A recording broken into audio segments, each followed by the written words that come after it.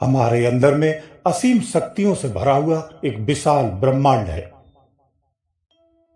ये बात कब पता चलती है? जब ध्यान अंदर में उतरता है तो ये बात स्पष्ट हो जाती है। वास्तव में तभी जान पाते हैं जो ब्रह्मांड पूरा विज्ञानमय है, जिसमें एक एक व्यवस्था व्यवस्थित तरीके से है। इन असीम शक्तियों का भंडार स्पष्ट रूप से देखा, समझा और प्राप्त किया जा सकता है। हम खुद में पूरे ब्रह्मांड को लिए हुए हैं। पूरा ब्रह्मांड हमारे अंदर में है। बल्कि यूं कहूं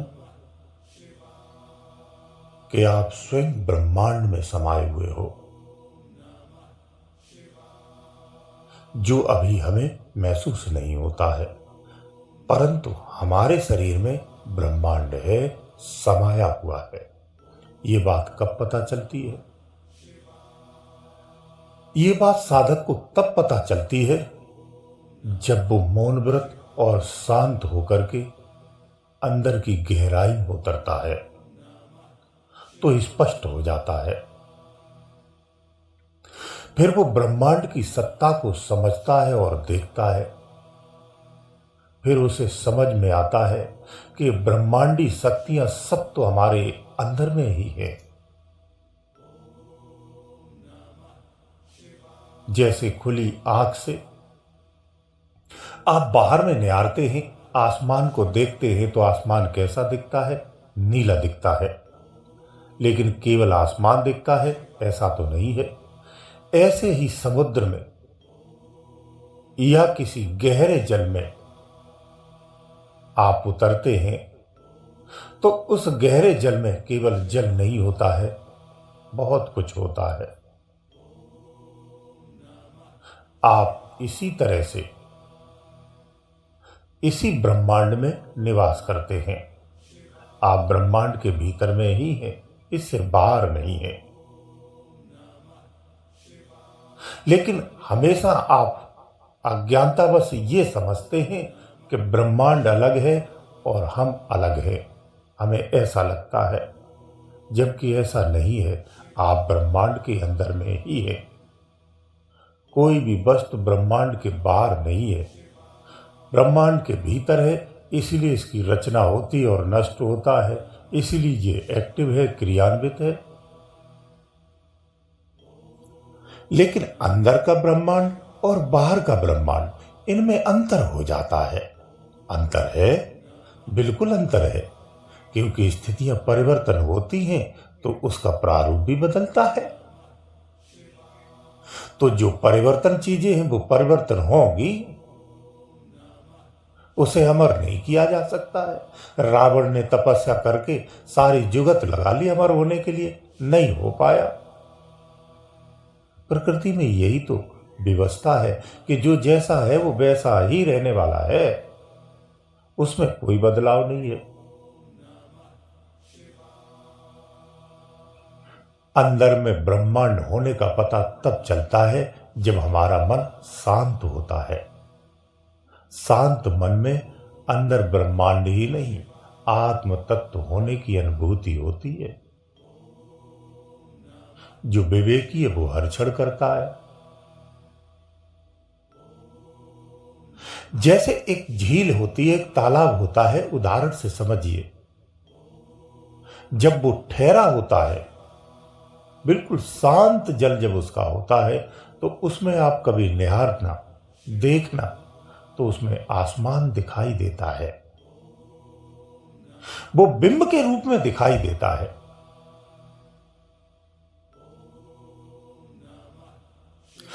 ऐसे ही आत्म सत्य है, आत्म ऊर्जा है, जो शरीर के अंदर में रखी हुई है।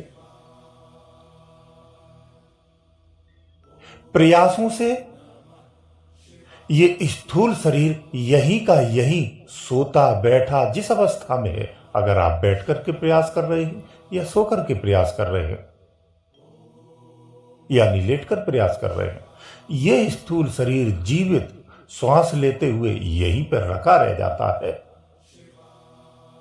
और वो आकाशी तत्व की तरह ब्रह्मांडी जो ऊर्जा है, जो आत्म स्वरूप में हमारे शरीर में है, वो निकल करके उस ब्रह्मांड की ऊर्जा में लय हो जाती है और विराट हो जाती है।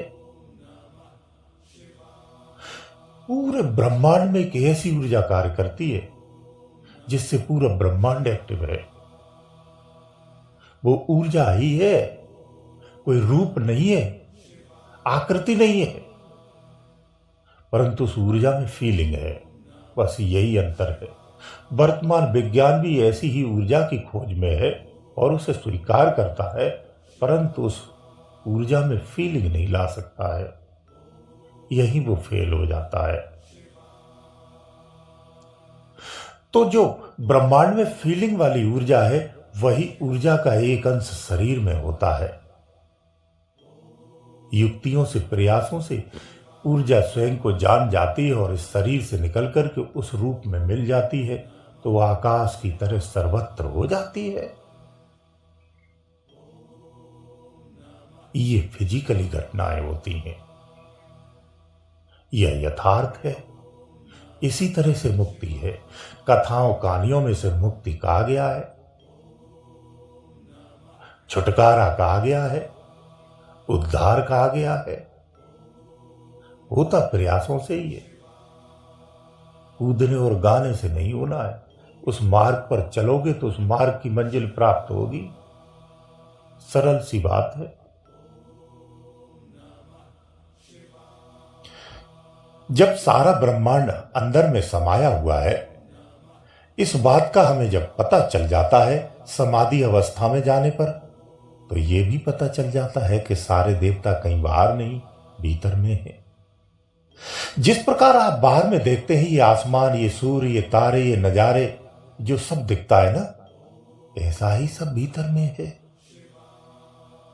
जस का तस है। अंदर में भी ऐसा ही दिखता है। अंदर में भी सूर्य है, तारे हैं, चांद है, वृक्ष हैं, नदियां हैं, नाले हैं, झरने हैं। वो वास्तविक है। फर्क इतना ही है। तो जो अंदर के नजारों को पा जाता है, फिर बाहर के नजारों से उसका मन हट जाता है। इसलिए मन हटाया नहीं जाता है, मन खुद से हट जाता है। हमें अपने प्रयासों से उस स्थिति में जाना होता है, तो फिर वो मौन हो जाता है। जब अंदर के नजारों को पा जाता है, समझ लेता है, देख लेता है, फिर उसे ये समझ में आता है कि इन नजारों में तो हम शुरू से हैं। इन्हें पाने की और त्यागने का कोई सवाल ही नहीं है। इसमें आप प्रथम दिन से इसी में थे।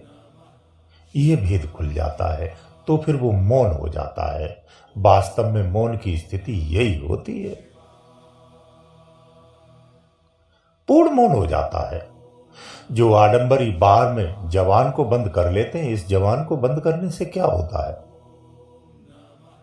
अंदर में विचार तो आपके चल ही रहे ना, जबकि मुख बंद करने से विचार अधिक चलते हैं। आप अपनी बात को नहीं कह पाते हैं तो अंदर में बेचैनी और व्याकुलता अधिक बढ़ती है, जिसमें संकल्प विकल्प अधिक उठ जाते हैं। तो आप अंदर में संकल्पों से भी तो पाप ही कमा रहे हैं। उनसा मुक्त हो रहे हैं आप।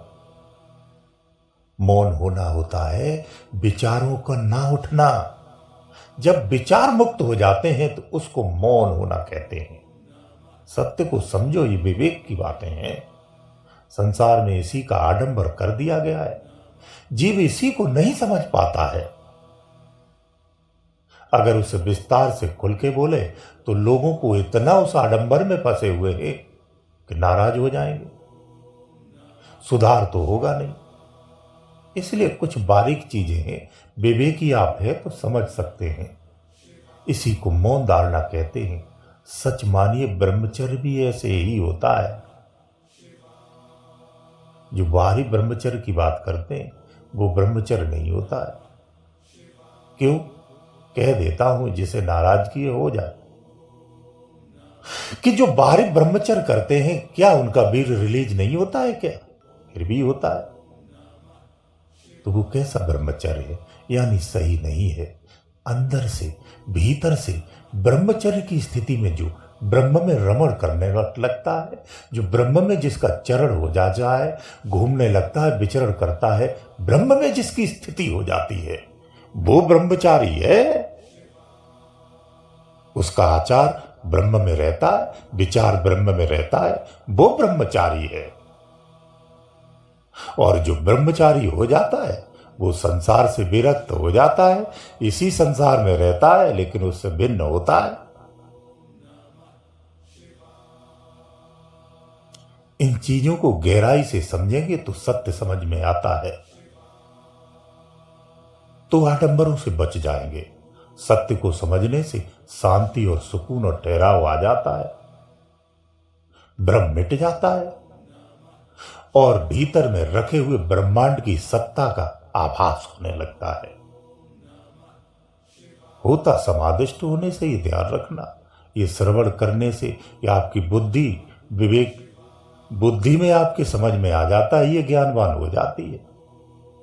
अगर बुद्धि ज्ञानवान हो जाएगी तो उसे घमंड आ जाएगा, दुनिया में सबसे आप अपने आप को अलग कहने लगोगे, अपनी पूजा कराने लगोगे, श्रेष्ठ हो जाओगे। तो ये तो आपका पतन ही हुआ, उत्थान कहां हुआ, बस पतन का रूप बदल गया है। कल्याण सहज में और अंदर की सच्चाई को जानने से है। तो अंदर में सच्चाई क्या है ये भी तो समझिए। कोई अंदर में कुछ नहीं है, सिर्फ तुम ही तो हो, तुम्हारे अतिरिक्त और कुछ नहीं है। बस इस सत्य को जान जाते हैं, अभी सुन के समझा है, प्रयास करके उसे पा जाते हैं। तो जब कोई सत्संग करते हैं तो सत्संग से हमारा विवेक जागृत होता है। विवेक जागृत होने से परमात्मा की अभी प्राप्ति नहीं होगी कि हमने सत्संग सुन लिया तो परमात्मा की प्राप्ति हो जाएगी। मार्ग समझ में आने लगता है, उसे पाने के योग्य हो जाते हो, पहचान हो जाती है। जब वो मिलता है तो पहचान लेते हो, इसलिए सत्संग अच्छा होता है।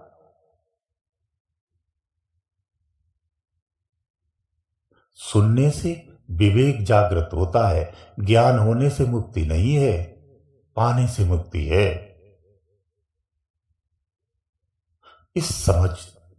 इस बात को समझना चाहिए। एक क्षण के लिए अगर ध्यान देंगे तो वर्तमान में अगर आप सत्संग सुन रहे हैं तो कहां बैठे हुए हैं आप ब्रह्मांड के अंदर में ही बैठे हुए हैं, इससे बाहर नहीं हो। इसलिए ब्रह्मांड आपसे अलग नहीं है, आप ब्रह्मांड से अलग नहीं है। इस ज्ञान को, इस सत्य को जान लेना ही मुक्ति है। गुरुदेव दयालु।